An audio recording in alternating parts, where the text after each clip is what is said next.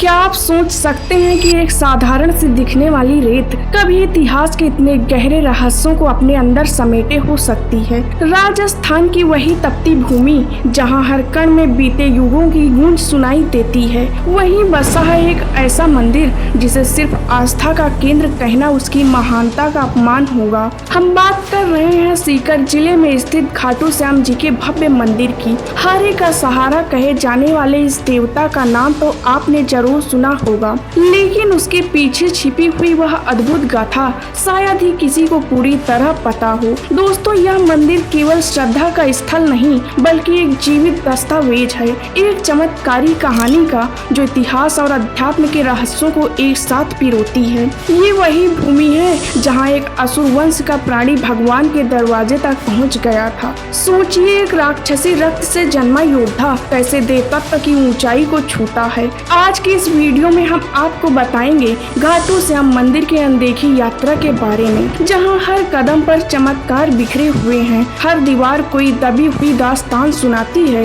और हर कोने में सदियों से सोते रहस्य करवट लेते हैं। आपको जानकर हैरानी होगी कि खाटू श्याम मंदिर की नींव कोई साधारण घटना नहीं थी, क्योंकि ये नींव खुद महाभारत काल की ज्वलंत गाथाओं से जुड़ी हुई है। यह पत्थर की नहीं, आत्म बलिदान, अटूट वचन और श्री कृष्ण के आशीर्वाद का निरंतर गाथा से गढ़ी गई रचना है। भीष्म पितामह की अमोघ भविष्यवाणी और एक वीर योद्धा के त्याग का साक्षात निशानी है यह मंदिर। लेकिन कहानी यहीं खत्म नहीं होती है, असली रहस्य तो अब खुलने वाला है। दोस्तों, मंदिर के गर्भगृह में स्थापित श्याम बाबा की अद्भुत प्रतिमा किसी कारीगर द्वारा नहीं बनाई गई थी, बल्कि यह वह दिव्य मूर्ति है जो एक रहस्यमयी कुंड से स्वयं प्रकट हुई थी। श्याम कुंड नाम के इस जलाशय का जल अमृत के समान माना जाता है, लेकिन सवाल ये है कि इस कुंड में लगातार जल आता कहां से है, आज तक कोई नहीं जान सका। ये गुप्त रहस्य विज्ञान और विश्वास दोनों के लिए सोचने लायक है।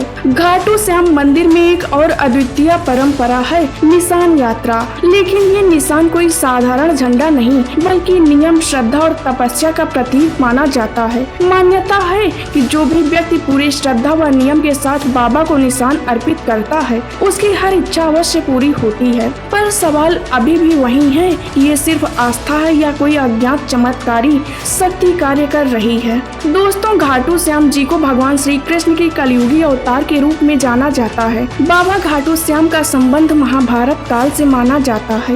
ये पांडु पुत्र भीम के पौत्र थे।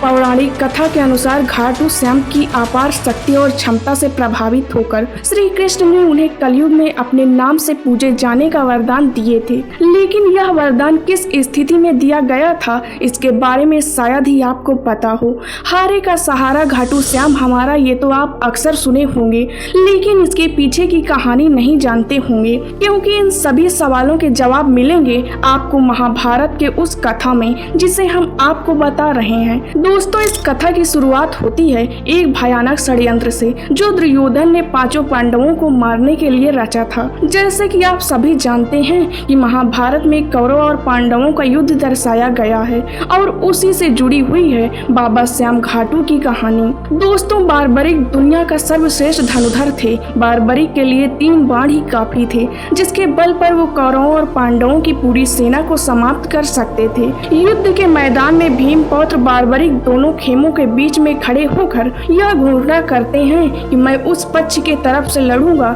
जो हार रहा होगा। बारबरिक की इस घोषणा से भगवान श्री कृष्ण चिंतित हो जाते हैं, जिसके बाद भगवान कृष्ण और अर्जुन दोनों लोग बारबरिक से उसकी वीरता का चमत्कार दिखाने के लिए कहते हैं कि एक पूरे वृक्ष के सारे पत्तों को एक ही तीर से छेद दो तो मान जाएंगे।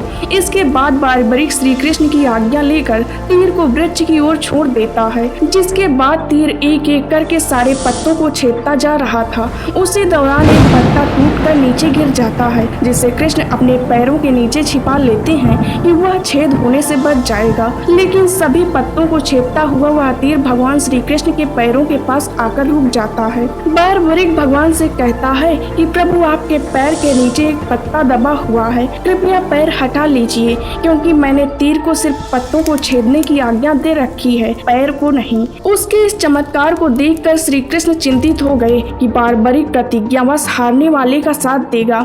इस तरह वो दोनों ओर की सेना को एक ही तीर से खत्म कर देगा। इस इसके बाद भगवान श्री कृष्ण ब्राह्मण का भेष बनाकर सुबह बारबरिक के शिविर के द्वार पर पहुंच जाते हैं और दान मांगने लगते हैं। तब बारबरिक उनसे कहता है, मांगो ब्राह्मण क्या चाहिए। तब ब्राह्मण रूपी श्री कृष्ण कहते हैं कि तुम दे नहीं सकोगे, लेकिन बारबरिक श्री कृष्ण के जाल में फंस जाते हैं और भगवान कृष्ण उनसे उनका शीश मांग लेते हैं। जिसके बाद बारबरिक अपने पितामह पांडवों की विजय हेतु खुशी खुशी अपने शीश दान दे देते हैं। बारबरिक के इस बलिदान को देखकर दान के पश्चात श्री कृष्ण बारबरिक को कलयुग में स्वयं के नाम से पूजे जाने का वरदान दे देते हैं और कहते हैं कि मेरी शक्ति तुम में निहित होगी।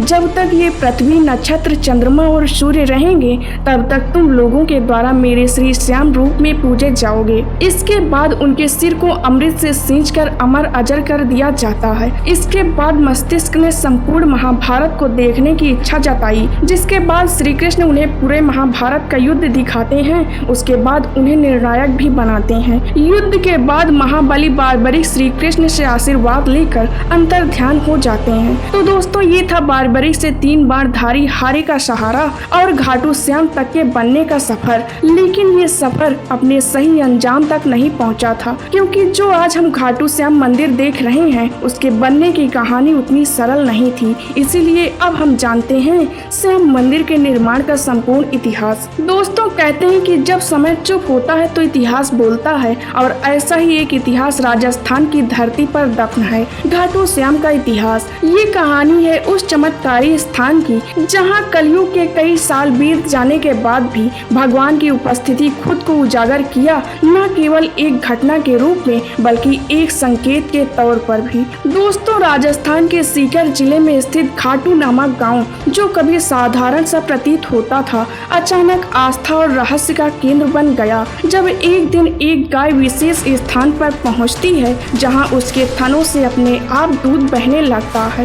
ये दृश्य किसी चमत्कार से कम नहीं था। जैसे ये बात फैली, लोग उस जगह को खोदने का निर्णय करते हैं, और जब जमीन के परतें हटाई गई तो वहाँ जो निकला वह साधारण वस्तु नहीं थी। वहाँ दबा हुआ था एक दिव्य सिर, जिसने युगों से खुद को इस धरती के नीचे छिपा कर रखा था। लोग उसे निकालकर ब्राह्मण को सौंप देते हैं। ब्राह्मण उसकी विधिवत पूजा करता है, यह जानने के लिए कि अब आगे क्या होगा। लेकिन जिस सवाल का जवाब ब्राह्मण सोच रहा था, उसका जवाब घाटू के तत्कालीन राजा के स्वप्न में खुद मिल जाता है। सपने में कहा गया कि उस सिर के लिए एक मंदिर का निर्माण करवाया जाए, जहां उसकी विधि पूर्वक स्थापना की जाए। जिसके बाद राजा उस दिव्य आज्ञा का पालन करते हैं और सन 1027 ईस्वी में फाल्गुन शुक्ल एकादशी के दिन उस पवित्र मूर्ति को स्थापित कर एक भव्य मंदिर का निर्माण करवाया गया। इसके बाद वर्ष बीतता गया और 1720 ईस्वी में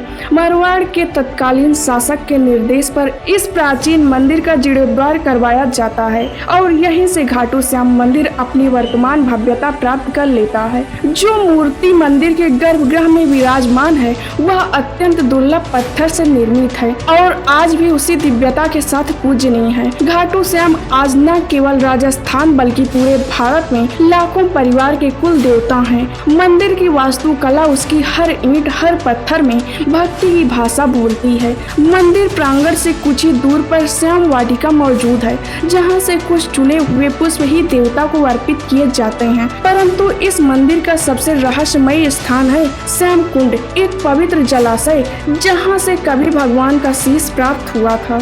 मान्यता है कि इस कुंड में स्नान करने से सारे पाप धुल जाते हैं और व्यक्ति को जीवन में परम शांति प्राप्त होती है। बताया जाता है कि इस कुंड में पानी सीधा पाताल लोक से आता है, जो इस कुंड को और भी शक्तिशाली और रहस्यमय बनाता है। दोस्तों, हर साल यहाँ लाखों भक्त पहुँचते हैं, कोई आशीर्वाद पाने के लिए, कोई चमत्कार देखने के लिए और कोई अपनी श्रद्धा की अग्नि परीक्षा देने के लिए। ऐसे और इन्फॉर्मेटिव वीडियो देखने के लिए वीडियो को लाइक करके चैनल को सब्सक्राइब करें।